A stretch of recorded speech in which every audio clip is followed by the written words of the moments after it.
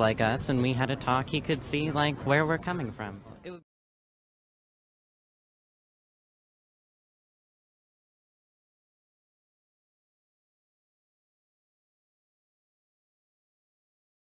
My point about this is, of course there are serious debates to be had about racism, but my God, the world has moved, and moved fast, from where it used to be. You are part of the problem. If you I'm think not part that of the problem. You are part of the problem, Piers, because you are denying my lived experience. What do you mean? I'm not denying you anything. You're speaking over me, for one. Well, no, now you're playing your old trick of being the victim.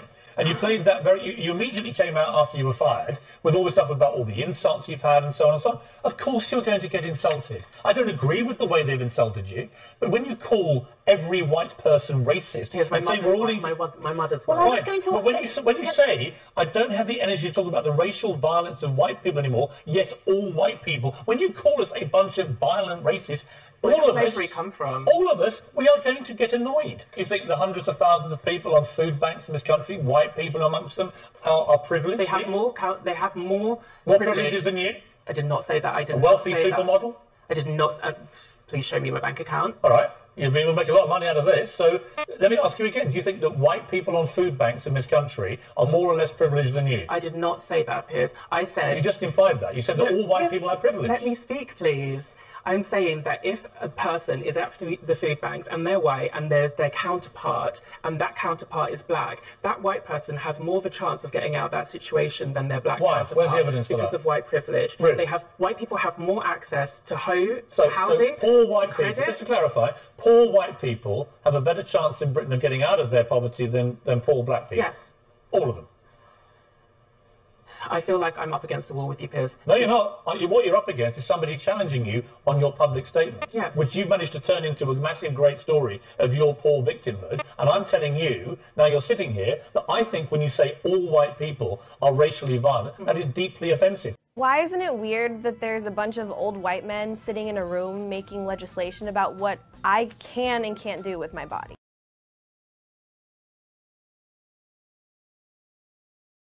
To me, as a transgender mixed-race person, we live in a deeply racist society.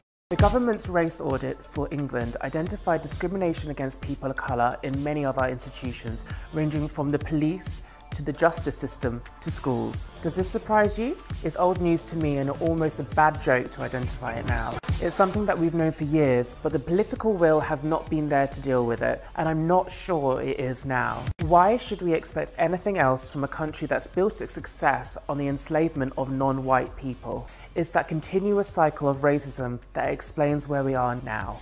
Why does the UK acknowledge the sacrifice of people killed in wars, but not the spilled blood of black? If the UK took our oppression seriously, then people like me who call out racism would be listened to, rather than ridiculed or threatened with death. If white people want to see an improvement for people of colour, they need to understand that racism is not learned, it's inherited, and either consciously or unconsciously passed down through privilege. The uncomfortable truth is that the white race is the most violent and oppressive force of nature on earth. My worry is that whatever governments do to tinker with institutional racism, it is so ingrained in the fabric of British society that it is too late to do anything about it.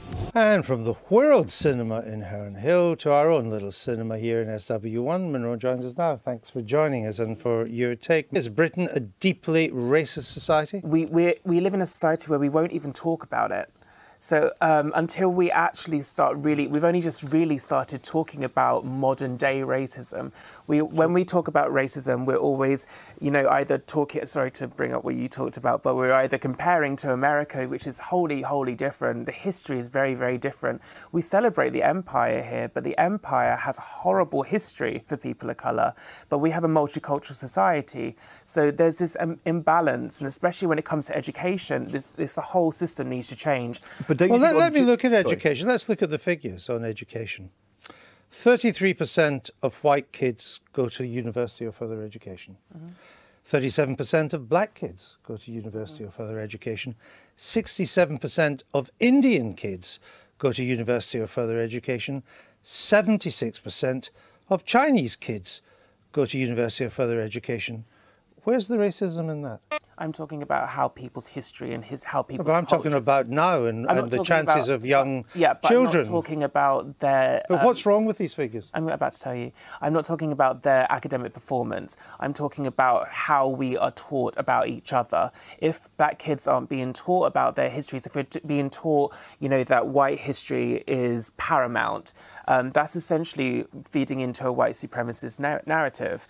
We can't be teaching kids that white is the default, that white people's history is the sole history of this country. We need to be taught about black contributions and other contributions of other cultures within society. But for most people, what racism is and what they'd like to improve is the chances of people getting on regardless of the colour of your skin. That's not just racism, though.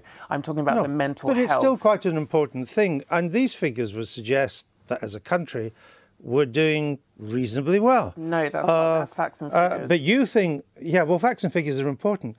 But you think, I think it goes deeper that we are irredeemably racist, don't you? What, this society? Quite yeah, I do. I do. Unfortunately, I do. I think that Britain, the success of Britain is literally based on racism. And do you think we're irredeemably sexist as well?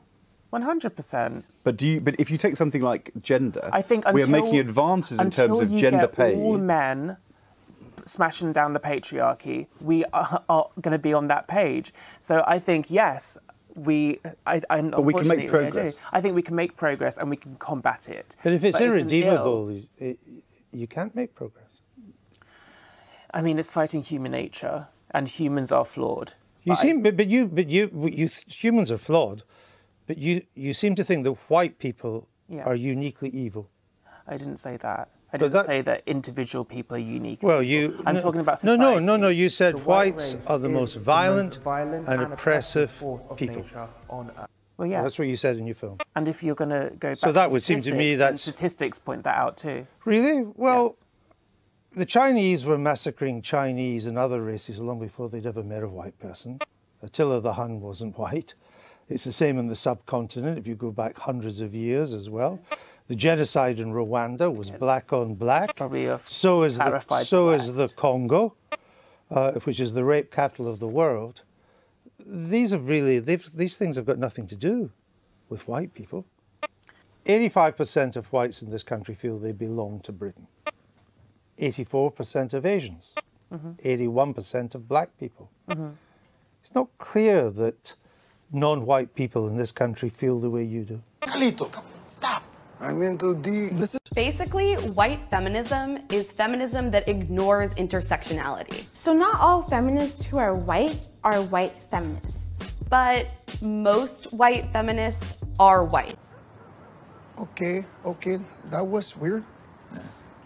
Rip it, yeah. Yeah, there's a big man. Oh, yeah. Oh, you're a man. I'm not a man. Fuck you. I'm a fucking woman. Being a white feminist doesn't make you a bad person. It just means you have a lot to learn. Because sometimes as white ladies, we just have to shut the fuck up.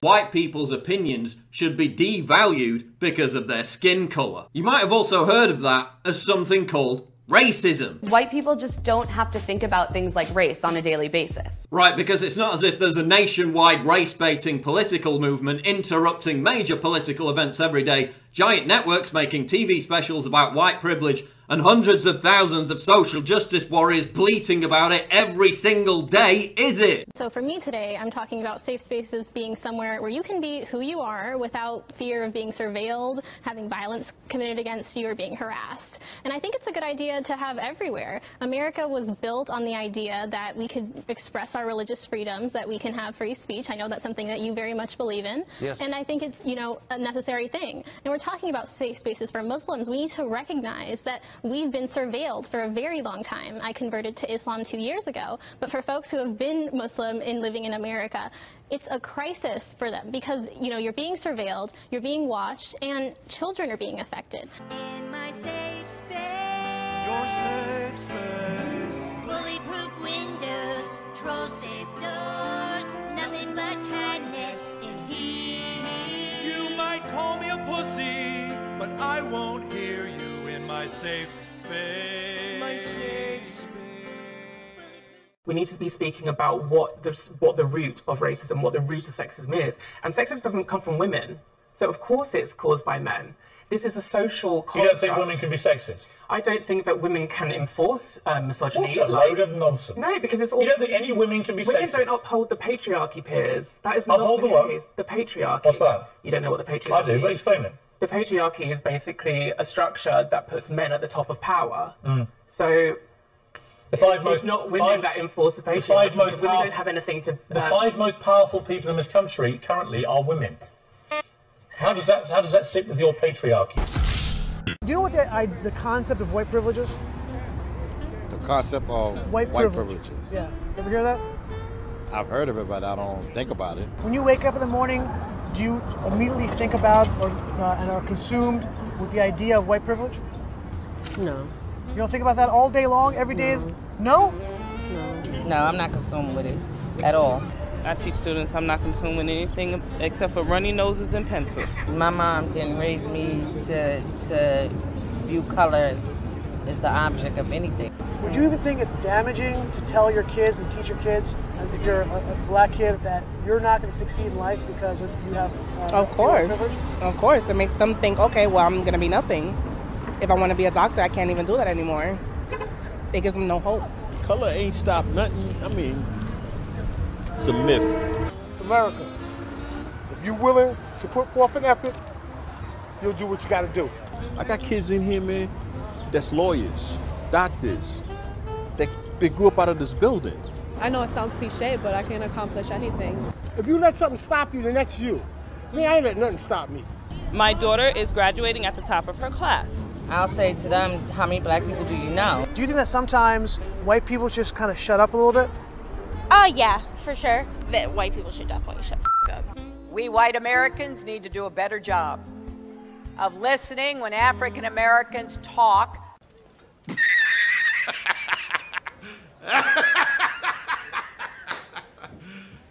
You serious?